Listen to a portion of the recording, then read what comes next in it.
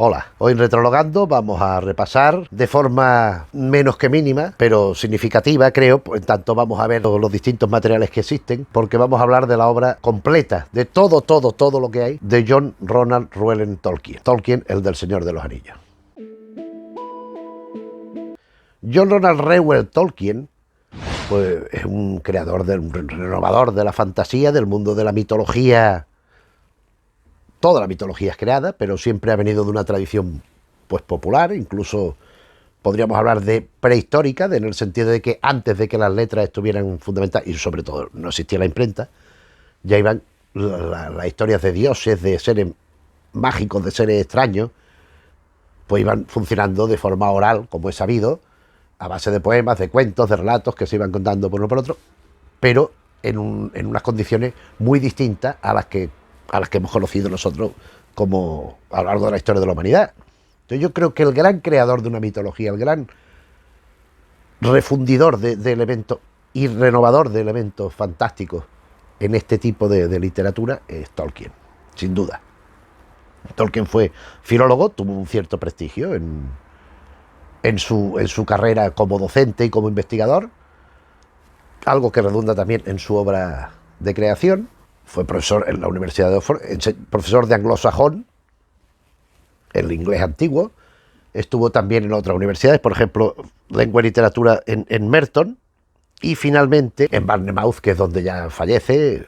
Bueno, hablar de la obra de Tolkien es complicado porque él, en vida, pues prácticamente no publicó casi nada, y de forma muy atenta él mismo a lo que se iba publicando. Él sí publicó poemas, sí publicó ciertos relatos, ahora lo veremos más o menos en orden cronológico, y determinados materiales que, bueno, que completan un poco la figura de él. ¿Él qué pretende con su literatura?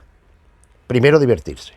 Yo creo que la pasión fundamental que subyace en todos estos escritos es el divertirse, el pasárselo bien, el disfrutar. Él crea toda una mitología que no se limita a ser unos personajes determinados, ubicados en un tiempo, en un espacio distinto a lo que conocemos. No se limita a esto. Él crea un idioma. Uno no, crea varios idiomas, pero uno seguro, el élfico, pero con sus grafías, con su gramática, con todo. Completamente, un idioma. Él crea toda una serie de dinastías, de procesos históricos que se van combinando para conformar y dar base a las historias definitivas. Él crea toda una serie de pensamientos, de formas de vida, lógicamente sobre material preexistente, porque no va a inventar todo de la nada, ya hizo bastante. Y todo esto lo consigna mediante unos códigos. El resultado es una saga de fantasía heroica maravillosa, donde se mezclan, por supuesto, la historia fundamental, que es una lucha permanente entre el bien y el mal, entre el día y la noche, entre lo positivo y lo negativo, el blanco y lo negro, etcétera, etcétera. A partir de aquí, todos los matices y todas las inclusiones que él va incorporando. Por supuesto, la multiplicidad de razas. Él fue una persona bastante tolerante, bastante avanzada en el sentido del racismo. No era para nada racista, parece ser. Sí era muy anticomunista. También era un pacifista. Fíjate, un pacifista. Y de hecho, las peleas y las luchas que se desencadenan, las batallas que se desencadenan en su literatura, es porque el mal las impone y de forma inevitable. Pues siempre se intenta escurrir el bulto, intentar esquivar. Lo que pasa es que no siempre se consigue, entonces hay que afrontarlo con todas las armas a su disposición, lógicamente. Entonces aquí encontramos unos reinos de fantasía con poblaciones de elfos, de magos, los magos son esenciales, de personajitos enanos, los hobbits, que son su gran aportación, digamos, genérica de género de especie, que no había antes los hobbits. Yo no sé que haya habido, puede ser que lo haya habido en casos anteriores a la literatura, yo no los conozco. Los hobbits yo creo que son idea de él, invención del propio Tolkien. Iba componiendo todo un universo a base de fragmentos más o menos amplios, más o menos breves, para ir alcanzando esa sensación de autenticidad que él le pretende dar.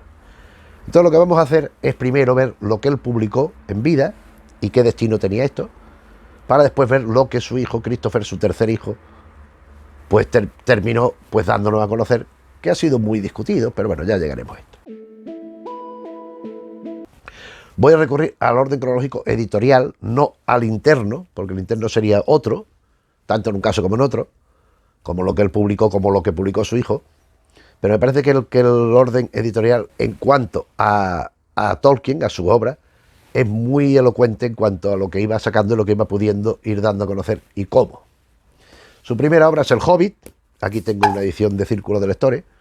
Círculo de Lectores que ha desaparecido. A mí me ha parecido siempre una maravilla, es una cosa que no he entendido nunca. Eran unos libros como desprestigiados y que los publicaban siempre encuadernados, en tapadura, con la sobrecubierta, el mismo contenido, el mismo tamaño de letra, pero en unos libros que no tenían prestigio, porque quizás porque los sacaban después de que salieran las novedades, como si la gente estuviera esperando a que salieran los títulos para ir corriendo a la librería a comprarlos. A mí el Círculo de Lectores me pareció una empresa muy interesante. Yo tengo muchos libros de Círculo de Lectores, más me gustaría tener, aparte de las colecciones propias que ellos iban sacando. Esto ya pasó a la historia. Ahora queda Galaxia Gutenberg, que bueno, ya sabéis que mi opinión, sobre todo en lo relacionado con los precios, no es precisamente muy halagüeña. Bien, El Hobbit donde se nos presentan unos personajes que son una especie de semienanos que viven en una especie de comunidad y que en esta historia del Hobbit vemos uno de estos hobbits, uno de estos personajes, la aventura que le va pasando. No vamos a hablar mucho de los contenidos porque además creo que son bastante conocidos. Aquí tengo una edición anotada del Hobbit, el Hobbit anotado, que trae un montón de material, de ilustraciones, de notas al estilo de los americanos, con el cuerpo del texto en el centro y en los lados las notas cuando las hay, porque aquí por ejemplo no las hay, pero aquí sí. Y con, ya digo, con ilustraciones, mira qué cantidad de notas, ilustraciones, son bonitas, pero tampoco puede uno permitirse, ¿verdad?, pues comprar tantas veces lo que ya tiene. Pero esta sí me la compré porque, bueno. Y aquí tenemos la edición en inglés que yo compré de jovencito de El Hobbit, que leí en su momento, porque a mí me fascinó todo lo que es el mundo de Tolkien y me sigue fascinando, lo que pasa que ya sé que no va a haber más. El siguiente orden editorial no fue El Señor de los Anillos, como se puede creer, sino que fue Hoja de Nigel, que está incluida en este volumen, que ahora veremos, que está Hoja de Nigel, Egidio, el granjero de Ham y el herrero de Gutton Mayor. Pero estos dos son algo posteriores. Bueno, no, el tercero es el Egidio, el granjero de Ham. O sea, este es el segundo y este es el tercero, en orden cronológico. Aquí tenemos la edición en inglés de Egidio, el granjero de Ham, Giles, Egidio es Giles. Mira qué cuentito más con sus ilustraciones del propio Tolkien, en fin, muy bonito, muy bonito. Y ya llegamos al Señor de los Anillos. El Señor de los Anillos, en principio Tolkien no lo quiso publicar porque él pretendía que fuera un volumen único. Pero a los editores no les pareció buena idea porque era demasiado amplio. Entonces lo obligaron a dividirlo en 3 trozos más los apéndices. Él se resistió, pero bueno, al final decidió que bueno, que vale, vamos a probar. Consecuentemente, El Señor de los Anillos 1 tiene este forro, porque este forro es de cuando yo, porque claro, esto es una edición muy antigua, concretamente, de 1979. Entonces pues tiene este plastiquito, pero bueno, este es la primera, la Comunidad del Anillo, la segunda entrega con otro forro similar al anterior, El Señor de los Anillos 2, que no sé si lo he enseñado bien, que se ve aquí un dibujito de lo que era la aldea de los hobbits y el camino a la montaña que tiene que emprender. Y tenemos, ya digo, el segundo, que es el aquí, como si, bueno, esto, vamos, las 2 torres, la primera gran batalla, y El Señor de los Anillos 3, la muralla alusiva, en El Retorno del Rey. El Retorno del Rey, que precisamente es un rey humano, porque aquí, como sabido, después de las aventuras de Bilbo, Blossom, en el Hobbit, su sobrino, que también aparece Bilbo en El Señor del Anillo, Frodo, junto con su amigo y tal, pues forman parte de esa comunidad que es un humano, un enano, un no sé qué, van yendo con los elfos, con la ayuda y la guía imprescindible de Gandalf, que es el mago blanco, el mago del bien, el mago gris primero, el mago gris después será el mago blanco, en oposición a Sauron, que es el negro, el malvado, y son unas aventuras, pero una detrás de la otra, incesante. Aparece el anillo, aparece el personaje de Gollum, Sméagol, todas estas cosas que sabemos, bueno, las confrontaciones que van surgiendo y que se van produciendo, porque el anillo es que las deidades pues deciden hacer unos anillos para que no hubiera guerras, para que todos las diversas especies contendientes tuvieran igual parcela de poder. Entonces a cada uno le asignan unos poderes, un anillo. Pero hay un anillo que domina a todos, que se lo reserva para sí, pero se extravía. Entonces el que lo va encontrando, lo que le va pasando en el Hobbit y en el Señor de los Anillos. Después aquí tenemos los apéndices al Señor de los Anillos, que complementaba la historia larguísima del Señor de los Anillos, que a pesar de tan extensa, a mí no me parece en absoluto aburrida ni nada por el estilo. Y esta es la edición en inglés de lo que pensó y quiso hacer Tolkien. Este es el tomo, que son con los apéndices incluidos, vamos a ver cuántas páginas son, en letra pequeñita, ajustada. Esto tiene la friolera de 1193 páginas, apretadito, y bueno, pues viene todo en un tomo. Esto es una edición del año, es tercera edición de 1983. Bueno, pues El Señor de los Anillos en un tomo, como el autor planificó. Dentro del Señor de los Anillos hay un personaje que a su vez fue uno de sus poemas más extensos, quizá el más celebrado, Tom Bombadil. Y tenemos el poema Las aventuras de Tom Bombadil sobre este personaje, que es un personaje que domina los árboles, que los controla, que está allí viviendo con los árboles y tal y cual. Y aquí tenemos la versión en inglés junto a Giles Farmer, o sea, el Egidio, el granjero de Han, y las aventuras de Tom Bombadil en inglés. Así como aquí también tengo Árbol y hoja, que el siguiente relato sería, y poemas. Y el poema Mitopoeia, que es relativo también al universo de El Señor de los Anillos, como es Tom Bombadil, como en cierta manera también son Egidio el granjero de Ham o El herrero de Gutton Mayor, que ya lo hemos visto, en Myth el herrero de Gutton Mayor, está en ese libro también, junto a Hoja de Nigel, y aquí tengo una edición en inglés. Bien, de momento aparcamos el mundo de la fantasía heroica, de la fantasía de magia, de espada y de brujería de este universo del Señor de los Anillos, y nos centramos en sus otras obras de carácter infantil y de carácter para adultos. Infantil tenemos tres libros maravillosos, escritos y dibujados por él, empezando por Mr. Bliss. Mr. Bliss es una historia disparatada, con textos e ilustraciones del propio autor, que escribió para sus hijos. Era una historia de un señor que iba con una chistera y que le pasaban cosas, tenía accidentes con el coche. Bueno, el señor Bliss. Después aquí tenemos Robert Andon. No tiene tantas ilustraciones como el señor Bliss, pero también es un poco un libro infantil. Uno de sus hijos pues perdió un perrito que tenía, un perrito de peluche, que era el compañero suyo de aventuras infantiles. Se puso muy triste. Entonces Tolkien le escribió este cuento sobre este personaje que es estupendo, como lo son las cartas de Papá Noel.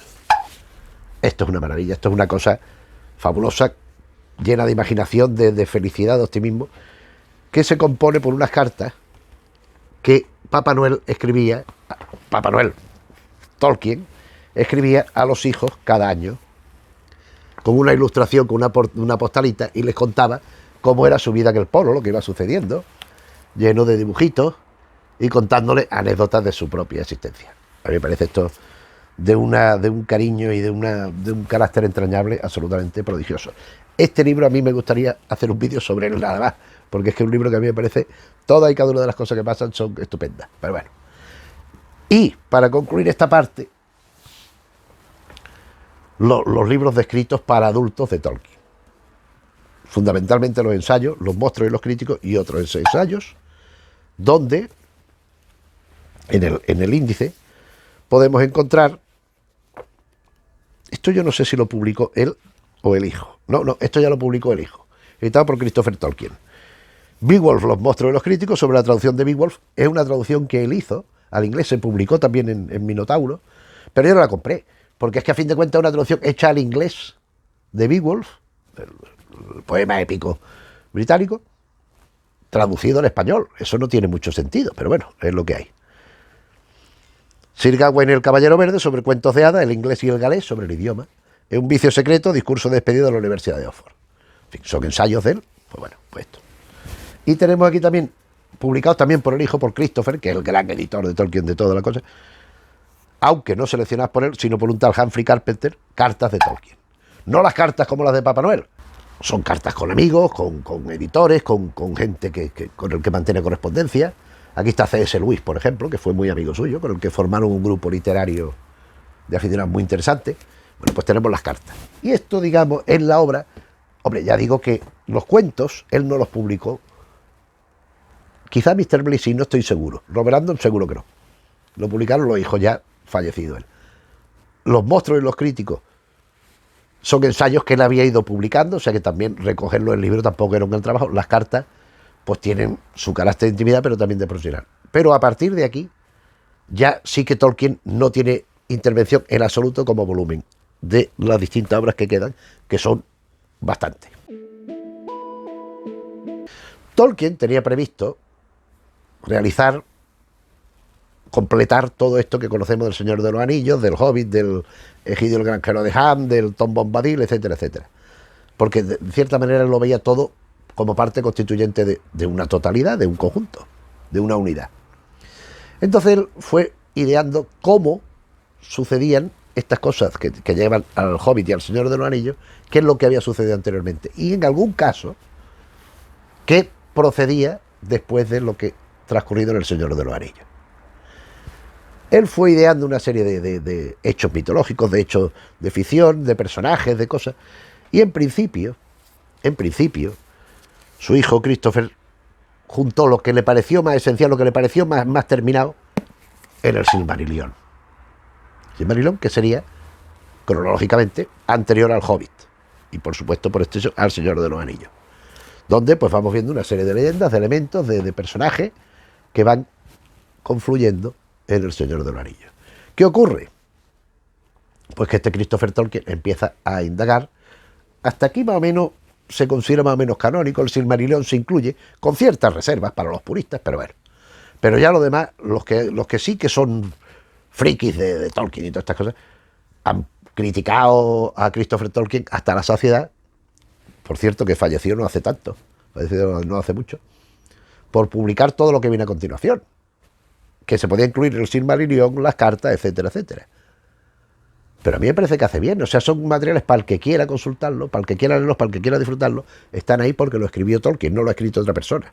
Y además, Christopher Tolkien lo que se ha molestado es en ordenarlo, en darle una corporeidad real, darle una coherencia a cosas que estaban dispersas, que estaban apenas en notas, y de forma que compone todo un conjunto que ya tiene su organización interna y tal. Pero yo voy a hablar de la organización editorial, que es como se han ido presentando todos estos materiales que son relativos a toda la mitología del Señor de los Anillos y que por amplitud pues tengo que ir muy deprisa.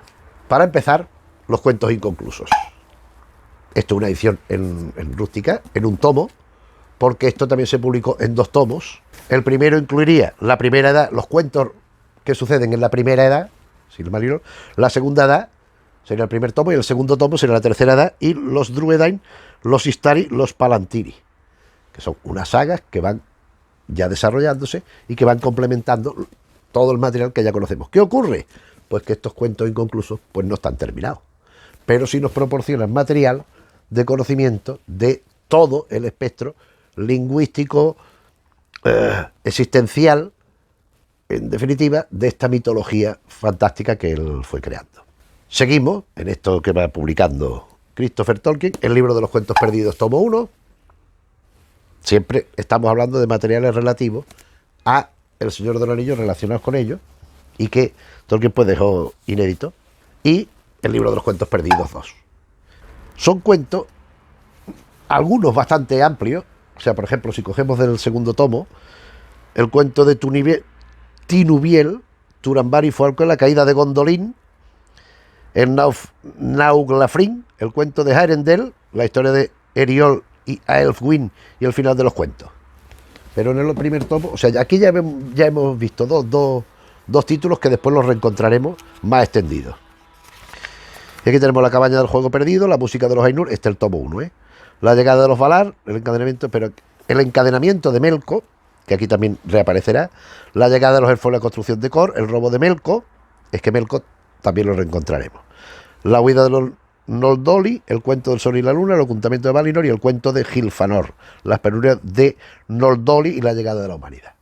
Esto de los cuentos perdidos constituiría también parte de lo que está en el Silmarillion. Todo esto procede en última instancia del Silmarillion. Lo que pasa es que desarrollado de otra manera más amplia y con más detenimiento. Seguimos con las baladas de Beleriand, Esto tiene tela, ¿eh? Esto, o sea, escribirlo y organizarlo y darle. Donde también la balada de los hijos de Urim. Volveremos a ello. Primera versión, segunda versión, tal y cual. Poemas pronto abandonados, la balada de... Estos son también, básicamente son poemas relacionados con el universo que ya conocemos. De la Tierra Media y todo esto. Siempre de acuerdo con un orden cronológico que el hijo, que Christopher Tolkien, fue viendo cómo establecer la formación de la Tierra Media. Son todos, a mí son libros que me parecen unos materiales muy interesantes. No sé por qué la gente decía que no sé qué, que es que era un pesetero, que era más que iba buscando ordeñar la vaca hasta el límite, que siempre iban apareciendo inéditos. Es que son inéditos y no son inéditos, porque son muchos inéditos, pero también son textos que en algún trozo, en algún fragmento, aquí o allá aparecen, y él los va codificando, los va dando un orden y un concierto. El Camino Perdido, quinto tomo de estos de estos materiales añadidos.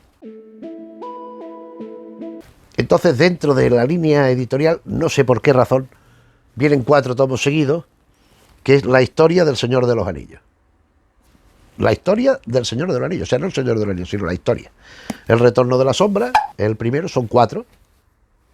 Vamos a ver qué nos incorpora esto de nuevo, porque primera etapa, segunda etapa, la reunión muy esperada del Hobbitón al boscaje cerrado, de Gollum y el Anillo, son historias que van sucediendo, retomadas de todo el material que ya conocemos. El relato continúa, la casa de Elrond, el anillo va hacia el sur, las minas de Moira, tal y tal. Bien, este es el primer tomo de estos 4 que forman una especie de islote dentro de la traición de Isengard. El segundo, la traición de Isengard. Esto ya digo que es una especie de material es profeso únicamente a propósito del Señor de los Anillos. De ahí la historia del Señor de los Anillos. Proseguimos la Guerra del Anillo, que ya conocemos bastante bien en su versión definitiva, y la historia del Señor de los Anillos, fin de la Tercera Edad. Concluye los 4 dentro de todo el sistema de la Tierra Media, que aún queda, pues concluye con el fin de la Tercera Edad. Retomamos con los cuentos inconclusos, con la Bada de Biereland, todo esto. Al tiempo que enlaza con el fin de la Tercera Edad. O sea, hay la decisión de la historia del Señor de los Anillos, pero concluye con una historia de Sauron, y todo esto que se extiende a la caída de Númenor.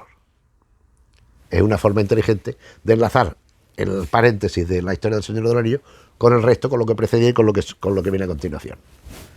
Entonces enlaza aquí el siguiente, el Anillo de Morgoth. Esto ya digo, que son como fragmentos, como historias, como cuentos, pero también son versiones alternativas. Ainundale, los anales de Amán, el cuenta Silmarillion posterior, la primera fase, la segunda fase, tal, va explicando pues materiales pues complementarios. Aquí tenemos la Guerra de las Joyas. Seguimos con el cuenta Silmarillion posterior, cuenta con Q, los vagabundeos de Húrin y otros escritos. Húrin es un personaje, como veremos, muy importante en toda esta saga, porque es un personaje recurrente y que está siempre permanente. Y esta historia de la Tierra Media, del Señor de los Anillos, tal, concluye con los pueblos de la Tierra Media, que es todo las especies, las razas, los tipos que hay, que fue haciendo Tolkien, incluido el Señor de los Anillos, en particular los apéndices y otros escritos de los enanos y los hombres, la marca de Feanor, el problema de tal, y va poniendo pues lo que son cada cual. Como son, aquí vienen los calendarios, los árboles genealógicos, los cuentos antiguos, tal, los pueblos de la Tierra Media. Habría un tomo añadido, que en español no se ha traducido con buen criterio, es el 13º en inglés, que no consiste en otra cosa que en los índices completos de todo lo que acabamos de ver. O sea, el establecimiento de un índice es otro tomo igual, de poemas, de cuentos, de versiones, de fragmentos, conforman un tomo. Pero no se vayan todavía, que aún hay más. Este Húrin, al que he aludido ya unas cuantas veces, que ha ido apareciendo en distintos escritos, es un personaje dentro de esta mitología muy interesante, y aparece. Esto fue un lanzamiento muy importante, que tuvo mucha repercusión, y de hecho está ya considerándose dentro del canon de Tolkien, del Señor de los Anillos, los hijos de Húrin. Esto sucede al inicio de la Tierra Media, donde los enanos y los elfos pues todavía estaban así. Y es un libro, Los hijos de Uri, constantemente recurrido en el Silmarillion y en el Señor de los Anillos. Está constantemente haciendo referencia a esto, que el hijo pues vio lo que el padre había ido haciendo y lo reunió en este tomo. Después aquí tenemos la leyenda de Sigrid y Gudrun, que viene a ser la versión de Tolkien de toda esta mitología en verso de Tristán y Isolda. Viene a ser un amor prohibido también, un amor que tiene impedimentos, pero bueno, es una pareja de enamorados. En definitiva, Sigurd y Gudrun también está más influida. He dicho Tristán y Isolda, podría ser Romeo y Julieta también, o sea, hay no exactamente rivalidad, pero cuando Sigurd muere, a Gudrun la obligan a casarse con otro, y esto está muy relacionado también en la versión de Tolkien, en cierta manera, de parte del anillo del Nibelungo, que conocemos por Banner, pero no de la versión de Banner solamente, sino de la versión medieval conocida en los ámbitos pues que abarca esta mitología, ¿no? Entonces aquí hay una serie de poemas, hay una serie de relatos, una serie de materiales que, bueno, pues nos van proporcionando la visión de Tolkien de esta historia, de los amores contrariados. Hay que decir que Sigurd era, que he dicho Sigrid, es Sigurd, no sé por qué me he confundido con la novia del Capitán Trueno o qué, pero bueno. Sigurd era el cazador de dragones más importante de la época, en fin, un personaje legendario, heroico. El amor no puede pues completarse, no puede consumarse, y al final a ella la obligan a ir con otro, en fin, la cosa. Aquí tenemos que no tiene nada que ver con el resto de la obra, la caída de Arturo, que es un tema artúrico, de la espada, de Excalibur, de los caballeros de la tabla cuadrada, de Ginebra, de Lancelot, de todas estas cosas. Es un poema narrativo amplio, que viene aquí en bilingüe. Yo no sé si esto está escrito completamente en inglés o parte en gaélico, no lo sé, porque como él escribía, dominaba estas lenguas, en cualquier caso, viene bilingüe, pues una historia del rey Arturo y sus caballeros de la tabla redonda. Y vamos a los últimos 3 títulos, ya sí, definitivamente. La historia de Kullervo, que ya vimos que aparecía en otros volúmenes, en este caso, pues, continuada. Aquí hay unos textos que son complementarios porque no hay solo lo de Kullervo, hay más cosas, hay unos ensayos. Entonces tenemos la historia de Kullervo, lista de nombres, que son unas 50 páginas, algo menos, borradores de resúmenes argumentales, introducción a los ensayos sobre la Kalevala y la Tierra de Héroes, notas y comentarios, perdón, el Kalevala, Tolkien, el Kalevala y la historia de Kullervo. O sea, viene el texto en sí, que es la parte inicial, y después material sobre la historia de Kullervo. Mismo procedimiento, Beren y Lúthien, que son otras historias segadas que de forma parcial y a veces dispersa están contenidas en los materiales que ya conocemos.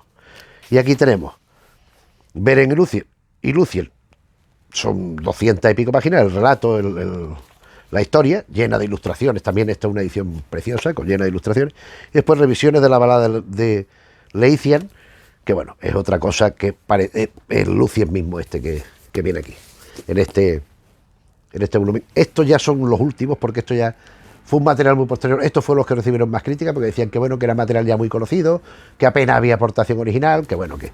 Pero a mí sí me parece interesante, en el sentido de que están codificados. Sí es verdad que el material ya es conocido, de este y del siguiente, y del anterior también. Pero no así. Es decir, yo en un libro encuentro un trozo, en otro libro de los cuentos perdidos, en el Silmarillion, en los cuentos inconclusos, y en cambio aquí está codificado y todo, pues seguidito, puesto como si fuera una historia. Y para concluir, la caída de Gondolin, o como se diga. Esto pues contiene un relato construido a base de fragmentos anteriores, que es un relato primero que en principio Tolkien de este se hizo una versión extensa, son unas 70 páginas, pero después fue incorporando versiones, la historia narrada, el esbozo de la mitología, la historia narrada en cuenta tal, y va completando en parte. Él ya lo ha hecho, Christopher Tolkien, en el relato unitario, también nos va explicando de dónde van surgiendo ciertos fragmentos o las fuentes que él va incorporando al texto, que como siempre, muy bien editado, lleno de ilustraciones y una maravilla de leer y de ver, porque es que estos libros son muy bonitos. A mí me parecen unas historias muy interesantes y sobre todo ese universo.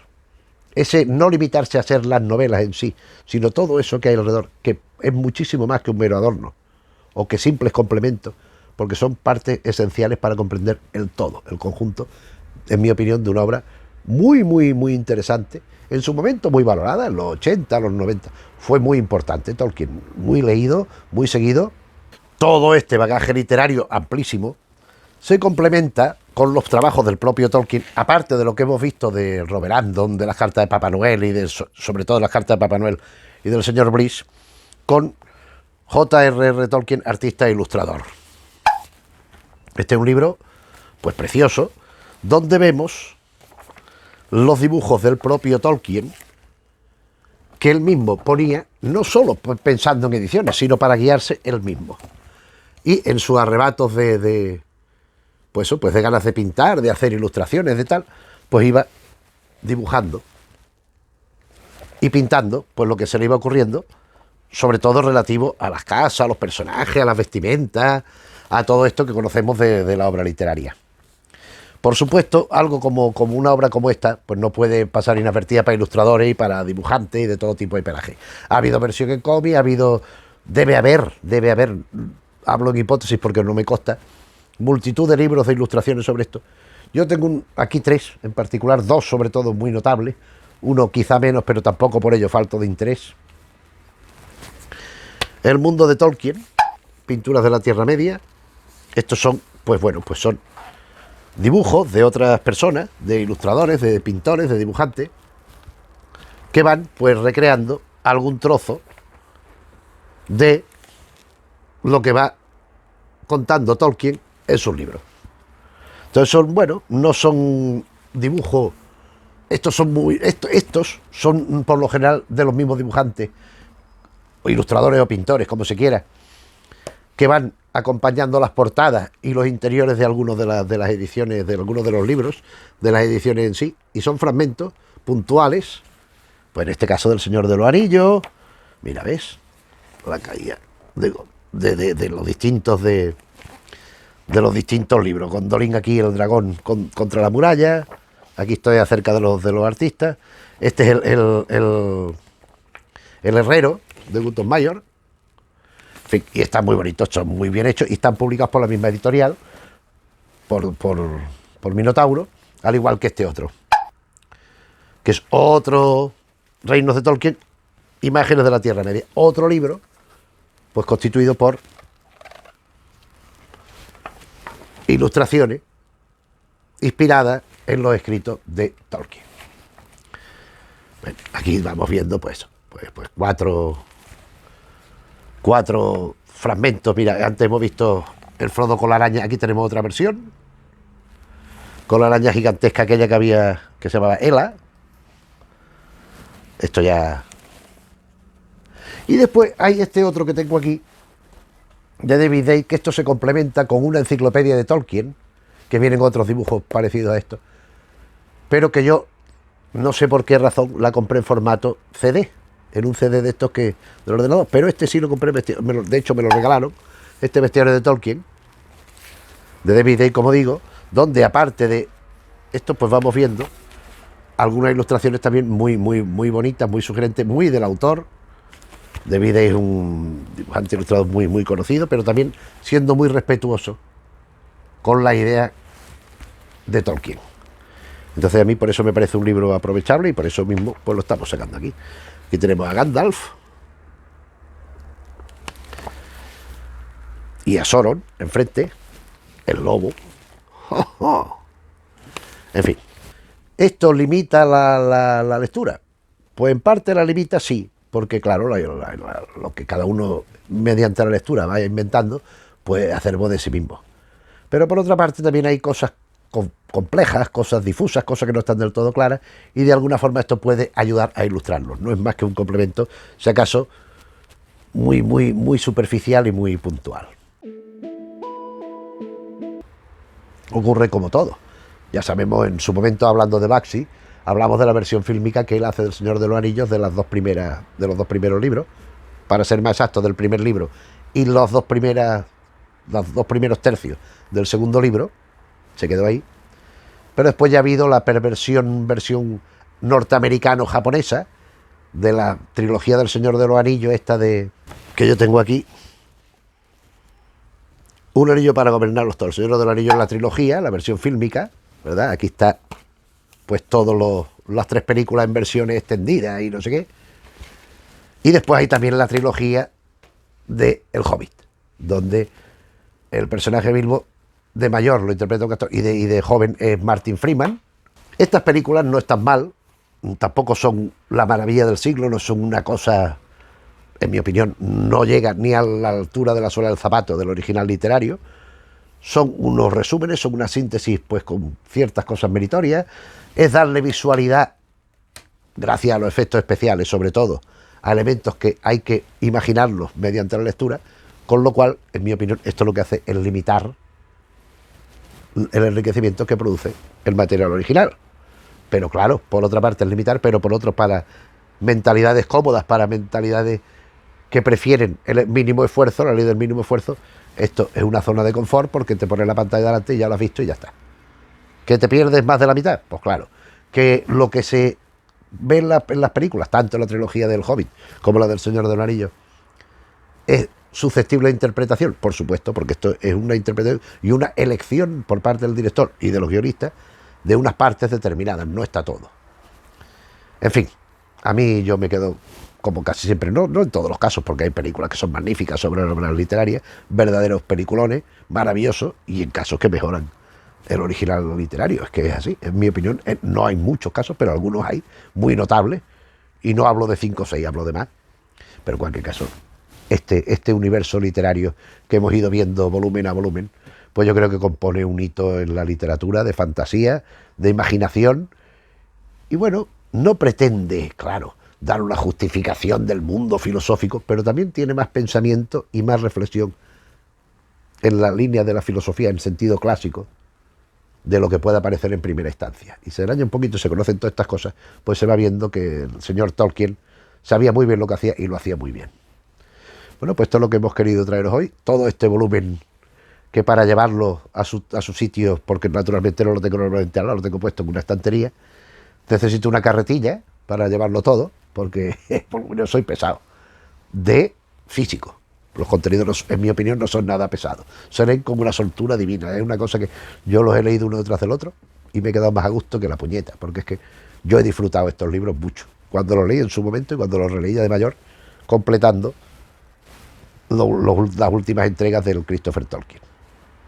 Bueno, pues eso es lo que hemos querido traer hoy aquí al canal, que ya tenía yo ganas, y creo que algunos de vosotros también, porque me lo habéis sugerido. Espero no haberos dejado demasiado con la miel en los labios, pero bueno, es lo que hay que ir deprisita y así, pero bueno, es una forma por lo menos de dar cuenta de todo lo que hay y de hacer un mínimo homenaje y reconocimiento. Espero que el vídeo te haya gustado. Si es así, le puedes dar al icono correspondiente del dedito para arriba.